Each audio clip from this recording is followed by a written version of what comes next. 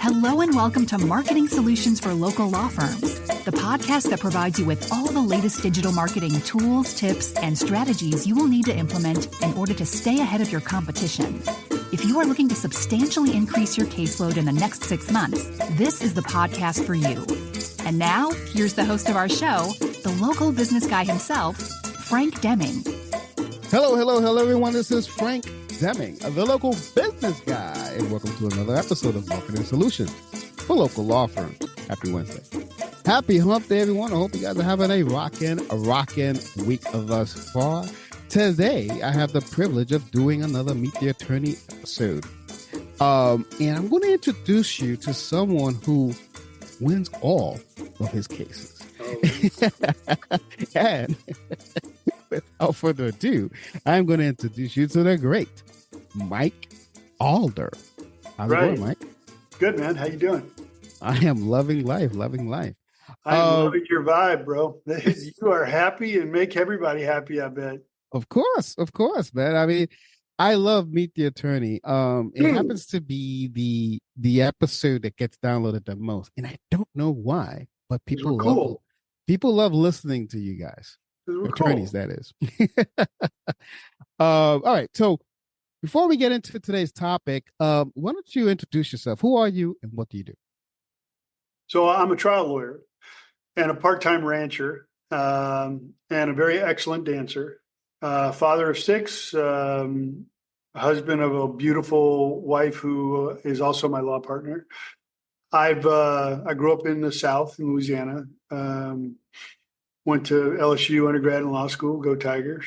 Clerked for a year at Mississippi Supreme Court and then moved out to Los Angeles. And I've been practicing in LA for 30 years. And I recently kind of reestablished my firm back in Louisiana. I have a ranch back there with animals and you name it, catfish ponds and loving life back there. And I go back and forth. But my practice is overwhelmingly here in Los Angeles. And then over the years, 30 years, I was in Baltimore, 4 days ago, being interviewed by the Maryland State Attorney General's office to get involved in representing them in their groundwater contamination litigation. So I've kind of done a lot of things over the years and love doing it. Awesome. Now, what are the major differences in terms of cases coming out of LA versus Louisiana? The cases are the same. The values are different, right? And Louisiana has some venues that are very good, Baton Rouge and New Orleans. Not that there's not good jury pools for plaintiffs otherwise, but the biggest verdicts out of Louisiana come from the two big, urban areas, whereas in California, it's kind of everywhere, right? I mean, obviously, the market here is the largest market in the world in Los Angeles, but the jury pools can get very, very hyper-specific in smaller states, smaller populations. The same if you're trying a case up in California, and I'm about to start a trial. The entire county population, 6,200 people. I mean, that's like right? You try a case differently. That case has different value, right? When you say $10 million, nobody's ever, they're like, what are you, royalty? You talk about it downtown Los Angeles or downtown New Orleans. It's just a different thing. Oh, that's interesting. PI is huge. I mean, there's medical malpractice. So what is your like specialty? Well, I do all kinds of PI. In California, medical malpractice has had such a horrendous cap on damages and evidence limitations that it was really a very few people took med mal. Because we've recently been able to raise the cap and the attorney's fees, I've started to do some more med mal, but I'm I'm a trial guy that tries personal injury cases of every kind, from products to car crashes to trip and falls to you name it. And then because I try a lot of cases, about 12 years ago, I got asked to try an employment case. And I'm like, okay, I don't know anything about employment law, but I know how to try a case. I've never lost one now. And I've gotten punitives in like 90% of the cases. So now I have an employment practice as well, a workers' comp practice that my wife and I opened that helps people in the community, which I'm a big proponent of. And then recently, last couple of years, I was asked to try a toxic tort case for a municipality, and I got brought in. We got a $60 million verdict right off the bat. And now, like I said, Maryland just called me, and Puerto Rico, and I'm going to New Jersey. I'm going to a lot of different places, but that's not my primary practice. My primary practice is a trial like I'm doing in San Diego on Friday, which is an auto accident with some serious injuries, and these people need help, and the carriers are screwing them. Let me ask you this. I've asked this to every single PI attorney who's been on the show. What are your concerns / thoughts about self-driving cars? Been on the radar for at least 10 years. At least 10 years ago. Next year, self-driving cars are going to decimate our industry. 5 years ago, self-driving cars are going to destroy us all in the next year. We're no closer today than we are 10 years ago to decimating our industry. And I think, ask yourself, are you going to turn it over? Are you going to turn over your car to a self? I'm not. I know a handful of people, and I'm in the car heaven here. Yeah, in LA, yeah. I know maybe one or two people that let their cars drive for them. So we're at least a generation or two for people doing that enough to let cars. And the ones that they don't have any drivers in, they get in an accident, and the automobile industry goes into high gear about, this is what I'm talking about. And it sets it back another 5 years or 10 years. So, but you raise change. You raise change. What do you think about this change? Yeah. Bad, like it's bad, right? Or not. I'm not saying you, but I'm saying most people like this change is coming bad.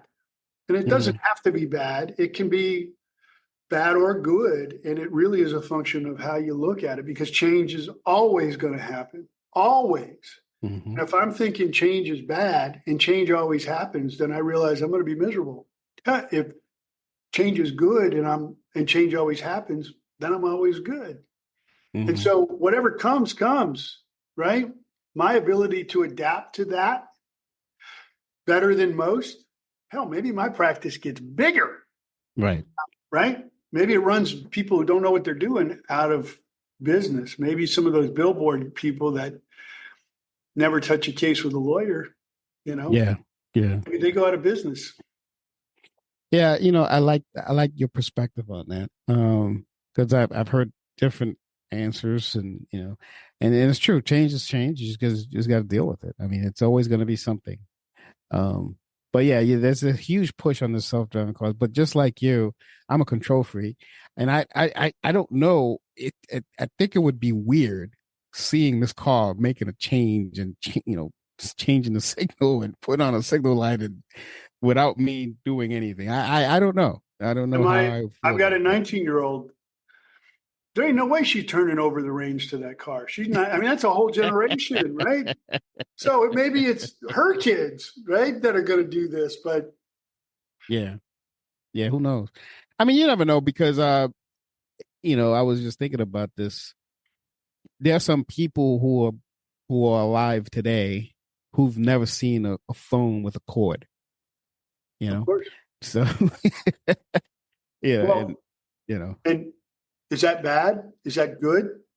Who gives a crap? It is what it is. It is right? what it is. Yeah. If you're like, well, I'm not going to make any calls unless that has a cord on it, you're going to die, right? You're not going to survive. Yeah. On the other hand, if I only make calls and I have my phone surgically attached to my head, then it's not a good thing. I mean, It's not a good thing. You got to adjust. Right. Awesome. All right. So what are your favorite cases? Like which ones do you get most jazzed about when something comes through the door and says, "Hey, Mr. Alder, please try my case," and you get like the most pumped to get up in the morning and help your client? You know, it's so weird that you say that, because I literally got a text yesterday. Can I just tell you about it real quick? Because this encapsulates. Sure. I know this can be a bit unusual about how we only met one time, but I honestly think about you a lot. A couple of years ago, I lost my brother. I cry and I mourn all the time. Life was literally turning me into knots. I've been wanting to reach out to tell you what you did for me and my family and how it meant the world to me. You truly took care of me, making nothing in return, and I wish I could repay you for your generosity and big heart. I will never, ever forget you and what you did for me, my family, and more importantly, my brother. You truly are a blessing, and I thank God for placing you in my life.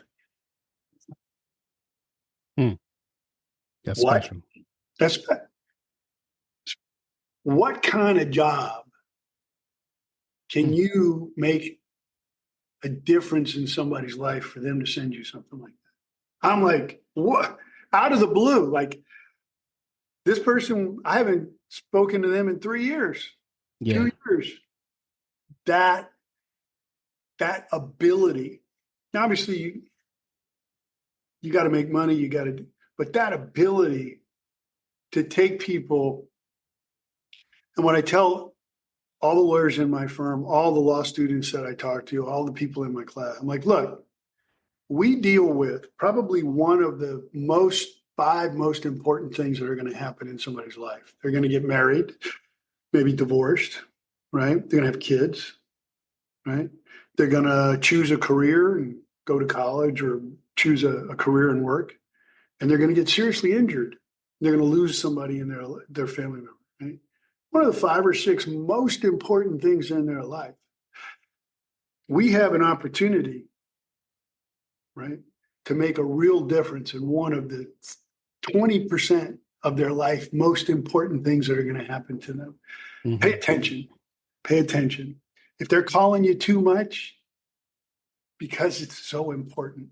So get over yourself, get out of your head, stop thinking they're imposing on you, and put yourself in their shoes. In their shoes. Right? Now, of course, there's, some clients that call you 1,500 times a day, and you got to, but if you're upfront with them and you say, this is what I expect of you, but this is what you can expect from me, that helps, right? You can set, the reason you want me is because I'm good, but because I'm good, it means I'm busy. Because I'm busy, it means that you're going to have to not just talk to me. You're going to have to talk to the paralegal, the other lawyers, but we're all in this together and we're all together. And that's what it takes. Hell, I forgot your question, but this is all good stuff. So, Basically my question was, what gets you jazzed? So what I'm hearing is receiving texts like that. Incredible. Is what gets you jazzed. Gotcha. Incredible. And that's amazing that it happened right before, a few days lunch before yesterday on a Sunday yesterday. I'm like, what the hell is this? We'll be back after a quick break. Hey guys, I hope you guys are enjoying today's content. While I have you on here, I want to introduce you to a promo that we have going on for the spring of 2024 for all legal practices throughout the U.S. I have an outstanding offer that we've never been able to offer before, but we want to do it because you have been an avid listener. We're only promoting this to people who listen to the show. So if you're an attorney and you are an avid listener to the show and you're thinking about possibly opening your own practice, you want to pay attention to this announcement. We are offering a full website with hosting, SSL certificate, online booking service, online appointment management, and more, and much, much more, with a 1-year maintenance, all for $2,250. That's $2,250 one-time fee, and you have a full-fledged website. If you want to know more about this, just give us a call at 888-416-7752, or send us an email at info@lbmsllc.com. Just make sure that you mentioned that you heard it on the show, and we'll definitely get you that discount. So with that, I'm going to bring you back to the content. That's amazing. That was prep work for this interview. Yeah. So out of curiosity, why PI? Like, why this segment of the law? For me? Yeah. You want the made up answer or the truth? I'd prefer the truth. Well, the made up answer is, well, I was in an accident when I was 3 and I've always thought no. Here's the truth. I went to school at LSU Law, and that school, like most, especially back in the late 80s, early 90s, who wants to be a PI lawyer? Nobody raised their hand. Nobody knew anybody. So I went through law school. I thought I wanted to be a tax lawyer. I worked for a tax professor, right? Then I clerked for Mississippi Supreme Court before moving to LA, because my first marriage, I was married to a woman who was first in our class and was going to be an entertainment lawyer in LA. And I'm like, LA, let's roll.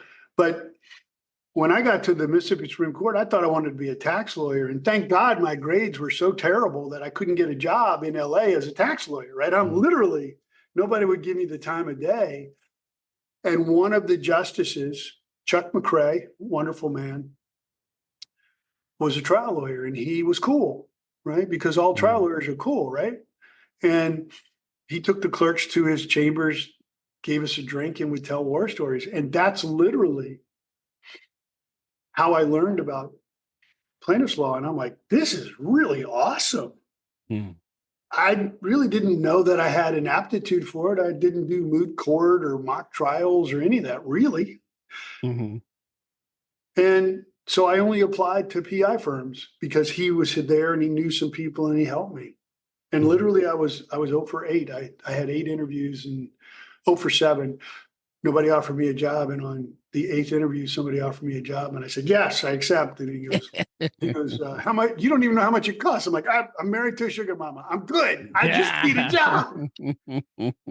But literally that man, who was a trial god, generations before I hit him, he was kind of at the end of his career, got me my next job with my mentor, who was one of the greatest trial lawyers I've ever met. And then that training allowed me to open my own firm. And then, fast forward 1 or 2 more generations, and this is what I'm trying to help the next generation, et cetera, et cetera. Yeah, that makes sense. Now, one of the things that I found intriguing is, before we hit record, we talked about building relationships. I thought that was a very fascinating conversation. I'm going to delve in a little bit into that. So, and you kind of segued right into it when you talked about helping this next generation coming through. Like, what do you think is the secret behind building relationships, you as an attorney, and how you can help someone who's just getting into PI work now in terms of building relationships? What anything that you can help? I mean, you are speaking my language. And if you've ever seen my Instagram or my YouTube channel, Alder Talk, I talk about this a lot, life and law. And here's the underlying foundation: consistently stepping outside your comfort zone and not allowing failure to become an identity, but instead, through perspective, looking at it as an event. And that says so much. It's uncomfortable to reach out to people you don't know. It's uncomfortable to ask people for things that you don't know. It's uncomfortable to put yourself in situations where you don't get a response or you get a no. It's uncomfortable to talk to somebody that you've never talked to, right? It's uncomfortable. And then it becomes really uncomfortable when you do it and you don't get a response, or you get a no, or you get 5 no's or 100 no's, because what we're all programmed, at least many of us, I failed, therefore I'm a failure. This hurts like shit. I ain't doing this again. Mm-hmm. Right? Your ability to consistently step into that discomfort and to reach out and to ask and to reach out and to ask and to follow up is so important, because 95% of people will stop because it's so hard, uncomfortable. It's failure. I look at failure the wrong way. And so I tell law students, I teach a advanced litigation strategy skills. I just did this one this last fall here in LA, and I always open it to questions, and sure enough, how do I become a billionaire in 5 days or less, right? Yeah. How do I become the best trial lawyer in the next 2 years? And I say, make your bed every day and take a cold shower every morning. And they're like, let me leave this class because you're clearly demented and you're out of your gourd. And what the hell does that have to do with anything? That's hilarious. Right? And I say, taking a cold shower every morning, doing things that are uncomfortable, making your bed because you are the type of person that makes their bed, and for you, not for anybody else. If you're not willing to do those things, you will never be willing to do the things that are necessary consistently over time to become a billionaire of great whatever it is.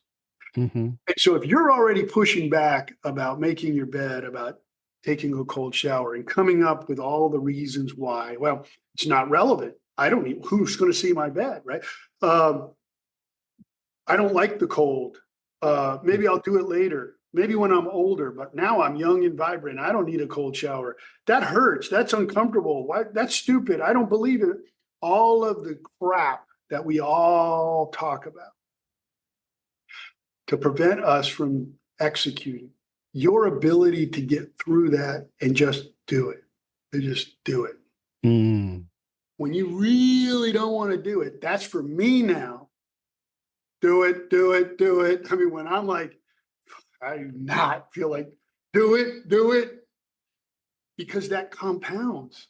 And Mm-hmm. there's a part of our brain that grows when we do that over and over. And then when you got a closing argument in $100 million case and the world is watching and I can do this. I can get through stuff. I can step through fire. I can stand up in front of the world and be uncomfortable, and I can do it and survive it because I've done it, and I've done it a million times. Mm-hmm. And that's what is required. That is what, in anything we do, from networking to family to physical fitness to relationships to your business. Thank God it's hard. Thank God it's painful. Oh my God, it's so wonderful that shit always changes and it's always hard. Mm-hmm. Because if I just keep stepping through, 95% of people drop off. Certainly after a month, they're gone. Yeah. Right? And so that's the secret. It ain't sexy.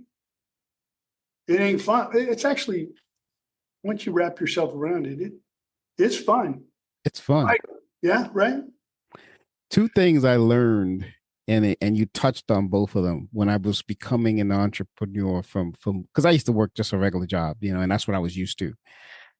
2 things I learned is number 1 is get comfortable being uncomfortable. 100%.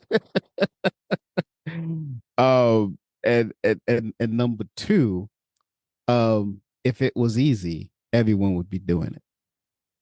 And I've always held that close to my. You're preaching my, to the choir right now, my man. Mm-hmm.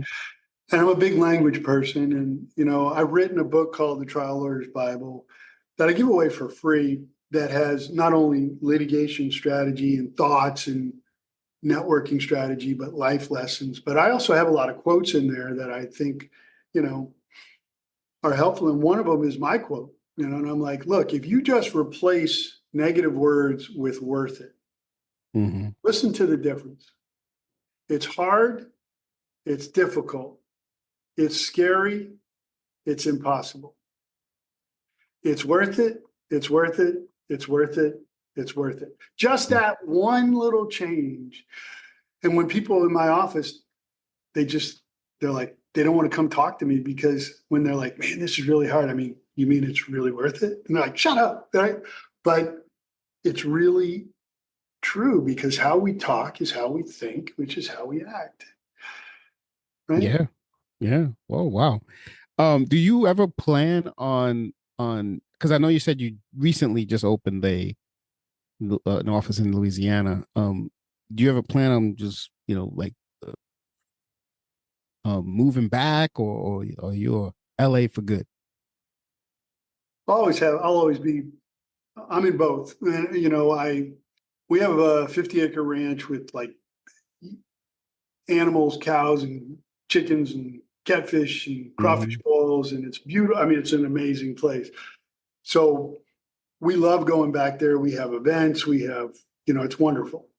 My nephew's getting married there in a week and a half. Nice.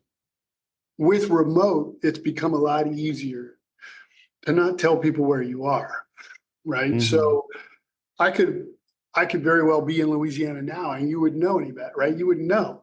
Mm-hmm. So that allows for everybody to kind of transit. So right now, because of our blended family and our kid commitments with my bonus daughter's dad, Mm-hmm. we can only be there for so long before we come back, and that's totally fine. But as the kids get older, and I mean, I'm gonna, there's a direct flight, Mm-hmm. and we had a plane for a while, but we do so many flights. It's like we figured out, why spend so much money on those flights. But it's easy, and I love it. And I'm nothing like cutting grass and cutting down a tree to make your mind work, man. No, I understand. So your wife's also is she also a trial lawyer, or? No, she's really kind of an head honcho, CEO, marketing. She's gorgeous. She speaks 4 languages. She's a networking machine, just a brilliant networker and tactician. And so, Gina, and everybody was like, well, Mike and Gina. I'm like, it ain't Mike and Gina. It's Gina and Mike. Come on now. Right? Come on. Right. So, and she's got a whole empowerment for women. She does just an amazing nationwide networking. And we do a lot of stuff together. Like we spoke at a law school here and, about you get a lot of law, but you don't get a lot of life. And that idea of being able to do whatever you want, but here's what it takes, resonates with some people. It resonates with everybody. Only some people actually follow up. Gotcha. Wow, it's amazing. So you guys are a power couple. Here we go. You tell me, brother. You tell me. Yeah, Come there on. you go. Right? That's awesome. All right. So it seems like you really love teaching. So do you ever see yourself giving up the law, practicing law and just going straight into, teaching/coaching? I can do both. I love doing both. I think doing both gives me credibility in both. Mm-hmm. But I grew up in the South. My dad was a minister. My parents were people of God, in a good way. I say that because I know a lot of people in God that I don't necessarily think are good people. But I learned early on about giving and about connecting and about thanking and being grateful. And, I didn't really realize that they knew so much until the older I get, the smarter they seem to become. But I did learn about helping. And that's just kind of something that I do as a default, not realizing that a lot of people in LA are not necessarily like that, right? And people are like, why do you give so much? I'm like, why doesn't everybody? But it's good karma. It's a great way to live, but it is also good business. It is also very good business over, so I don't have any conditions. My motto is to give unconditionally. If you take advantage of me and I realize it, I ain't going to give to you anymore, but you got to go a long way to really kind of get on my shit list. And giving unconditionally allows me to give more, because if I'm expecting something back and I don't get it, then I'm not going to give as much. And it works for me, Right. and it's good. We like it. Besides medical malpractice, are there any cases that you say would turn down, just out of curiosity? Because I used to do when I was less experienced. Now, notice I didn't say when I was younger, because that would mean that I'm older, and I'm not older. I'm just more experienced. So language, there you go. everything. Come I on. love it. I love it. I used to do auto products, roof crush, seatbelts, right? And the industry has done a good job of not settling any cases until you put up $500,000 in costs. And then, and so I send those away. I mean, it's just not in my bandwidth to spend that much time and money on one case when I've got, similarly situated size cases without all of that. I have done every kind of products case you can think about, but I'll turn away, or I'll refer to other people, auto products, certain med mal, dental mal, that kind of stuff. But pretty much everything else, I mean, I'm fair game. A fair game. Okay, that's awesome. So you've mentioned your book a few times. Can I get a link to the book? I mean, is it on Amazon or something? Or it's not on Amazon. It's on if you go to either of my Instagram, AlderLaw or Mike.Alder, in the link tree, there's a place to request it for free. And I used to give it away if you donated money, and I'm like, you know what? But it's a very, very helpful book for so many people. Not only have I written articles over the years, that's kind of a compendium. When COVID happened, and all of the less experienced lawyers that I've helped over the years, we're all freaking out, right? There's no cars on the road.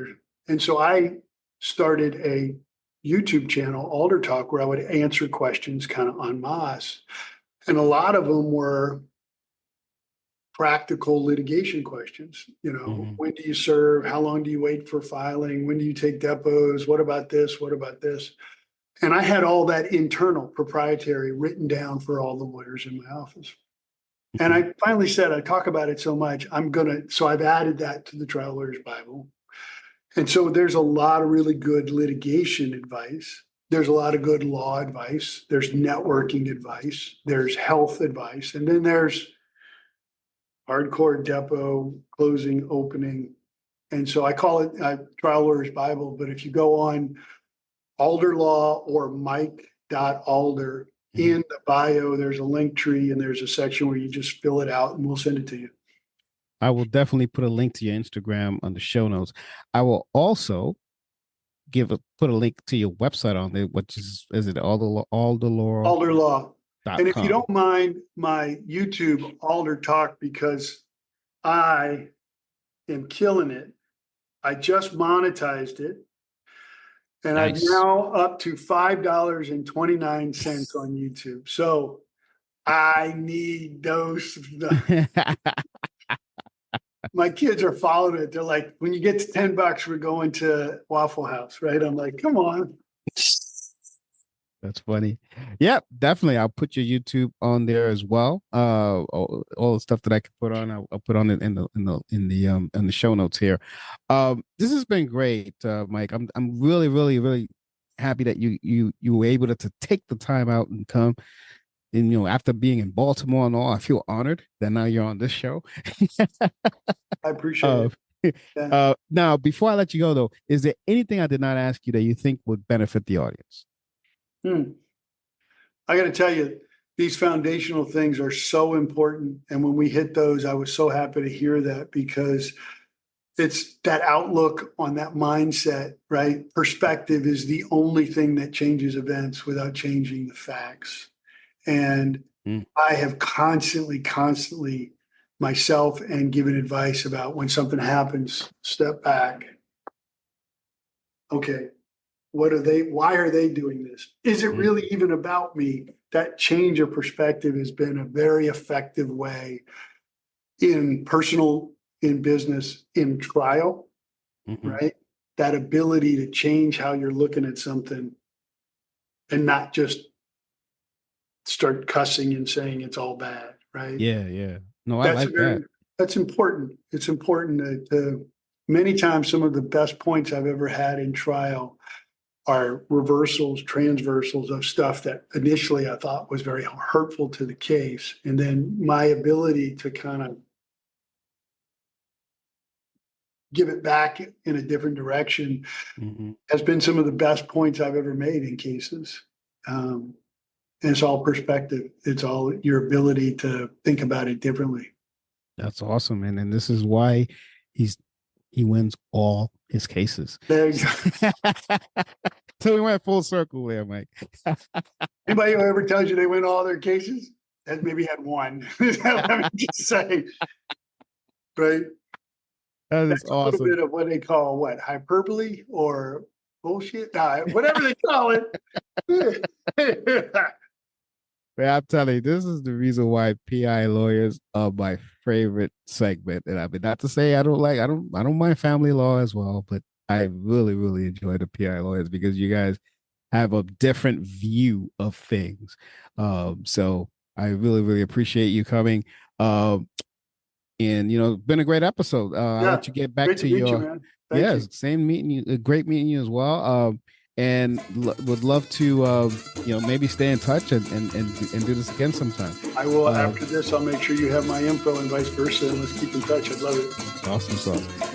So without further ado, folks, I am going to put an end to this episode. This has been Frank Deming, the local business guy, and you've just been blessed by the great Mike Alder. Take care, everyone. Until next week. Peace out. Thanks for listening to another episode of Marketing Solutions for Local Law Firms, the podcast that provides you with all the latest digital marketing tools, tips, and strategies you will need to implement in order to stay ahead of your competition. If you would like to know more about the topic we discussed on the show today, reach out to Frank and his team at 888-416-7752 and schedule a discovery call with one of the marketing consultants. If you'd like to be a guest on our show, send an email to podcast@lbmsllc.com and we will put you on the schedule. With that being said, until next week, make it a successful digital marketing day. Peace out.